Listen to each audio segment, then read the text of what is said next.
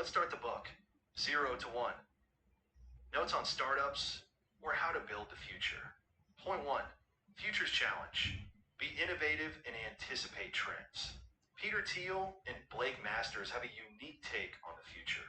They believe it's not a set path we're all trudging along, but rather it's shaped by the choices we make today. In other words, our actions and decisions in the present are the architects of our future. They talk about two kinds of progress, horizontal and vertical. Horizontal progress is like cloning something that already exists. Say you own a successful pizza joint and decide to open another one in a different neighborhood. You're not reinventing the wheel, just duplicating your success. Thiel and Masters call this going from one to N. Vertical progress, on the other hand, is about creating something brand new, something that didn't exist before. It's like going from 0 to 1. Think about the first personal computer.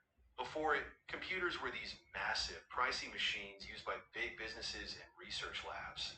The personal computer changed everything. How we work, communicate, even how we have fun. That's vertical progress. Thiel and Masters argue that while both kinds of progress are important, it's vertical progress that really shapes the future. It's about inventing new technologies and ideas that can change the way we live.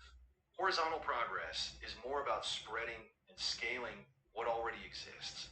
They also talk about globalization, which they see as a form of horizontal progress. It's about taking successful ideas, products, and technologies from one part of the world and spreading them to other parts. While this can improve living standards, it doesn't fundamentally change the way we live. They warn that while globalization is important, it's not enough to ensure a sustainable future. If we just spread our current technology globally, we put too much pressure on the planet's resources and environment. So, they argue we need to focus not just on spreading what we have, but also on inventing new, more sustainable and efficient technologies. Thiel and Masters end by reminding us that progress isn't automatic or guaranteed. It takes vision, creativity, and hard work. We need to dream up the future we want, and then roll up our sleeves to make it happen. That, they argue, is the real challenge of the future. Point 2, party like 1999. Don't get carried away. Focus on real value. Party like it's 1999 is a phrase Peter Thiel uses to paint a picture of the late 90s, specifically the dot-com boom. This was a time of wild optimism and excitement, particularly in the tech world. Startups were popping up left and right, and investors were all too eager to throw money at them, hoping for a quick, hefty return. To fully grasp this phrase, let's rewind a bit. The 90s were a time of fast-paced tech advancements, with the internet becoming more and more accessible to everyday folks. This sparked a wave of new internet-based companies or dot-coms. Investors, seeing dollar signs, were quick to back these startups, often without fully understanding what they were investing in. This era of unchecked enthusiasm is what Thiel is referring to when he says party like it's 1999. It was a time when the excitement and potential of the internet made people throw caution to the wind and invest in anything with a .com in its name. This led to a bubble, with company valuations skyrocketing to unsustainable heights. But as with all bubbles, the .com bubble eventually popped.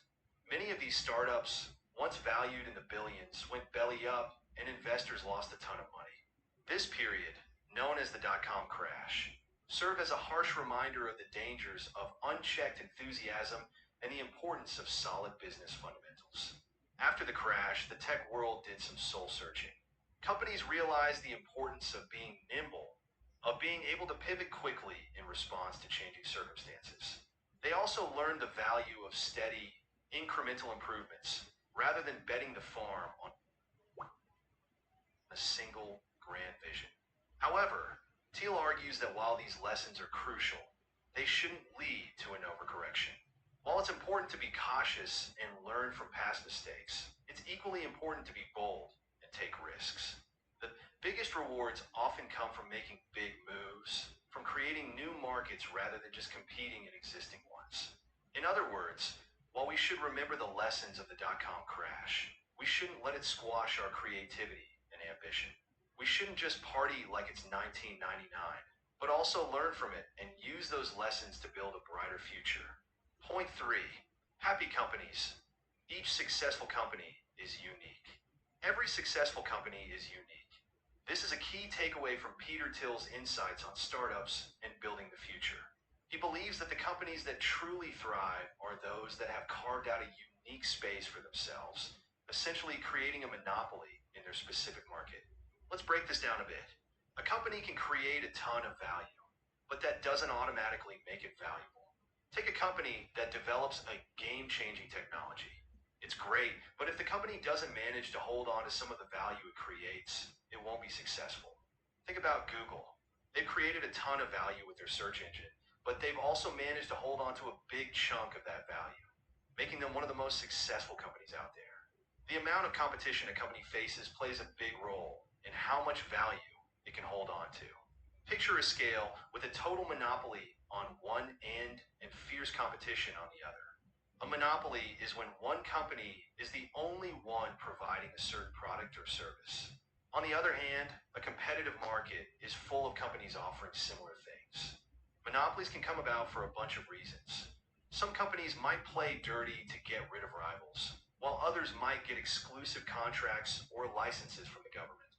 But the best kind of monopolies are those that come from innovation. These companies create unique and useful products that are so good they leave their competition in the dust. When Thiel talks about monopolies, he's talking about these innovative companies.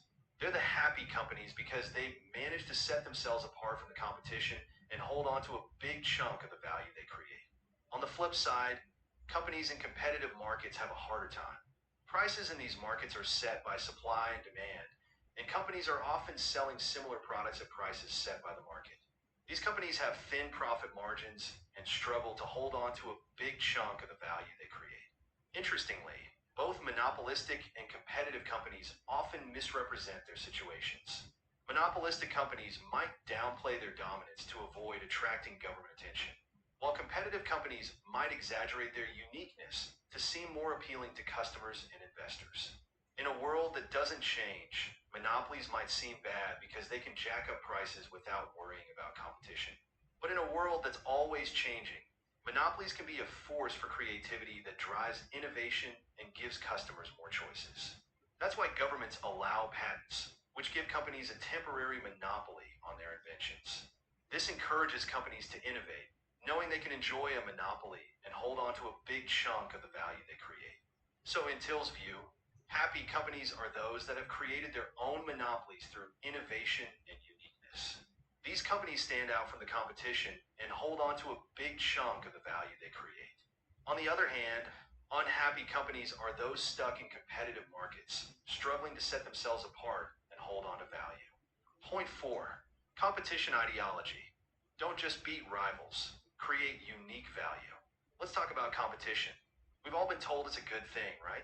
It pushes us to be better, to innovate, to strive for the top. It's a mantra that's been drilled into us from the playground to the boardroom. But what if we got it all wrong? Peter Thiel, a big name in the business world, thinks we might have. He reckons that competition isn't always the golden ticket we've been led to believe. In fact, he argues that it can actually be a roadblock to innovation and a drain on profits. Think about it. When companies are at each other's throats, trying to outdo one another, they can lose sight of what they set out to achieve in the first place.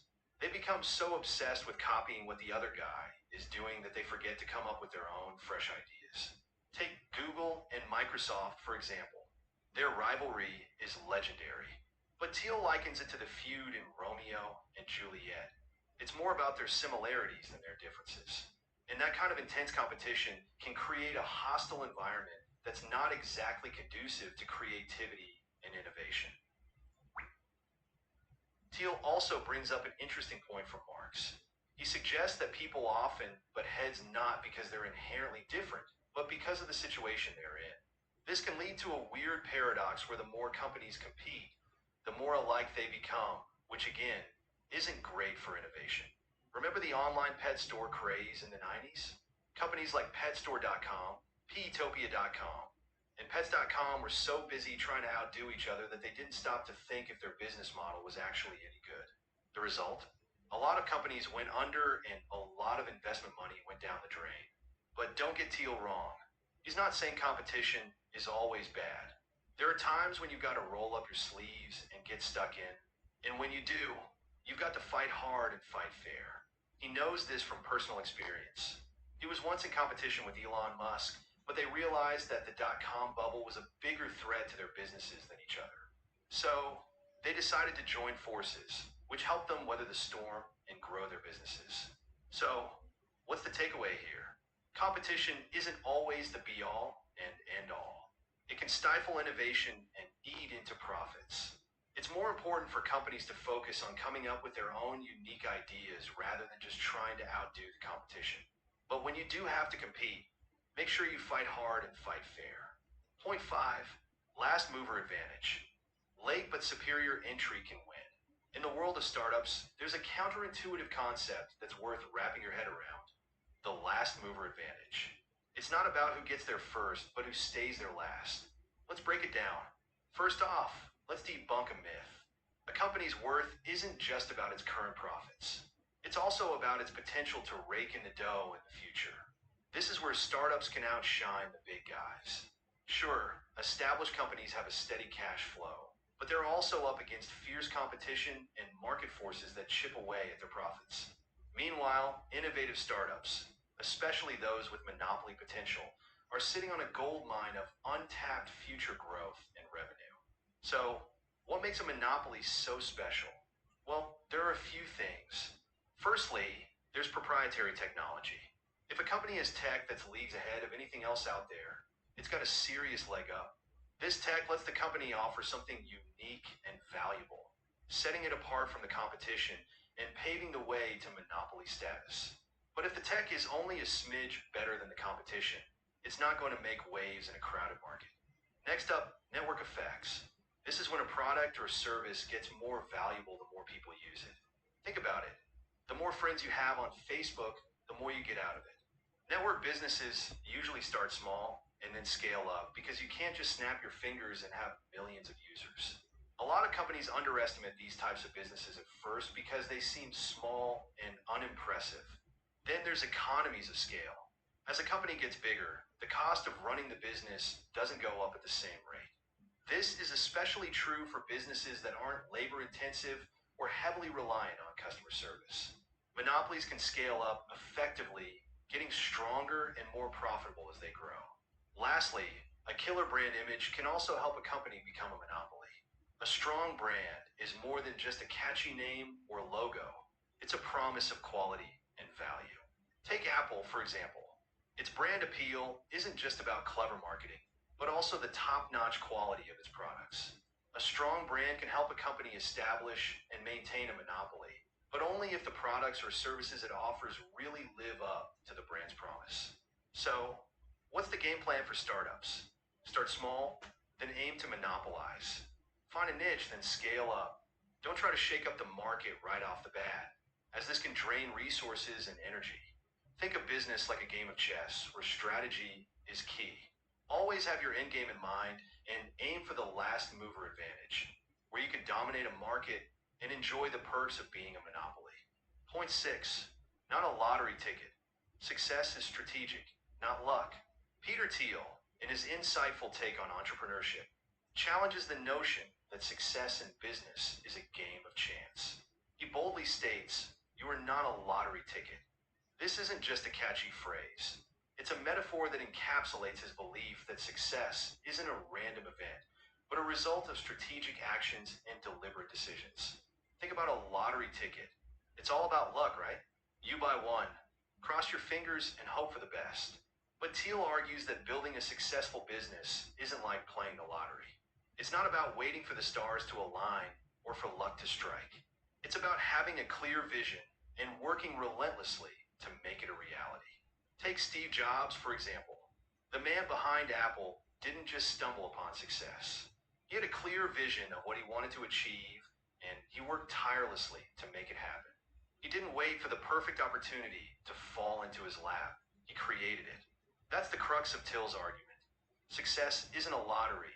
It's a result of hard work, strategic planning, and a clear vision.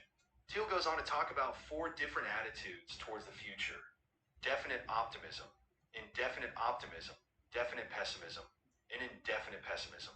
These might sound like fancy terms, but they're really just ways of thinking about the future.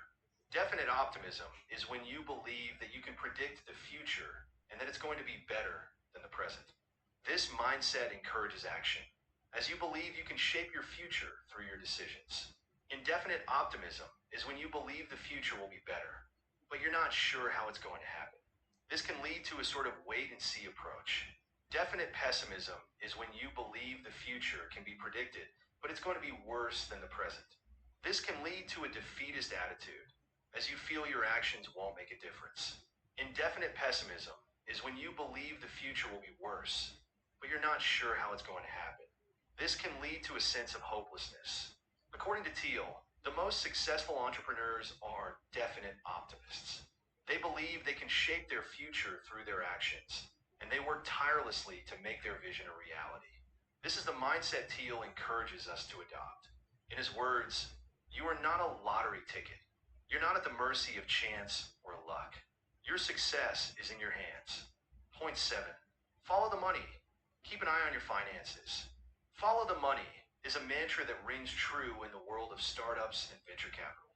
It's a simple yet powerful piece of advice that urges investors and entrepreneurs to put their time, energy, and resources where the biggest financial gains are likely to be. To get a grip on this idea, let's take a detour through the 80-20 rule, or the Pareto principle. Named after Italian economist Vilfredo Pareto, this rule suggests that 80% of results come from just 20% of efforts. Pareto first noticed this when he saw that 80% of Italy's land was owned by just 20% of the people. This rule has since been seen in many areas, including business and economics. So, what does this mean for startups and venture capital? Well, it suggests that only a small chunk of investments will bring in the lion's share of returns. This is because not all companies in a portfolio perform equally. Some might flop and bring in nothing. Some might do okay and bring in a bit, but a select few might hit it big and bring in a lot. Take Peter Thiel's investment history as an example. His investment in Facebook brought in more returns than all his other investments combined. His second best investment, Palantir, is set to do the same, excluding Facebook. So, when we say follow the money, we're saying focus on these potential big hitters. Instead of spreading yourself thin over many companies, zero in on the few that could bring in the highest returns. This isn't easy. It takes careful analysis and a keen eye to spot the companies that could be the next Facebook or Palantir. In a nutshell, follow the money is a guiding light in the startup and venture capital world. It's about finding and focusing on the few companies that could bring in the most returns, rather than scattering resources over many. It's a key piece of advice for anyone looking to make it big in the startup world.